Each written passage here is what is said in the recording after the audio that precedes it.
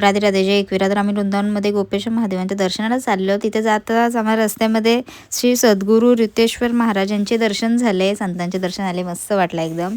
आणि मग तिकडनं आम्ही भजन करत राधे राधे गोपेश्वर महादेवांच्या मंदिराच्या इथे पोचलो. कैलास पर्वतावर ध्यानमग्न भगवान शिवने श्रीकृष्णाची दिव्य रासलीलाची मधुर ध्वनी ऐकली आणि ध्वनी ऐकून त्यांची इच्छा झाली की महाराज मला बघायचं आहे.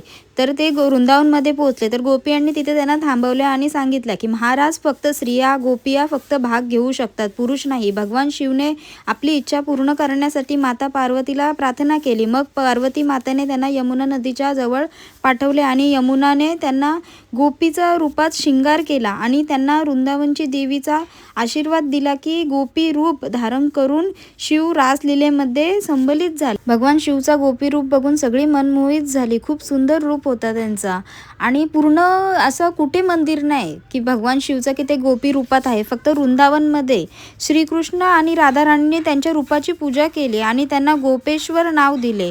त्यांना ब्रजमध्ये थांबण्याचा आग्रह केला. तेव्हापासून भगवान शिव वृंदावनमध्ये गोपेश्वर महादेव रूपात विराजमान आहे. संध्याकाळी मग त्यांचा शृंगार गोपी रूपात केला जातो, त्यांची पूजा केली जाते.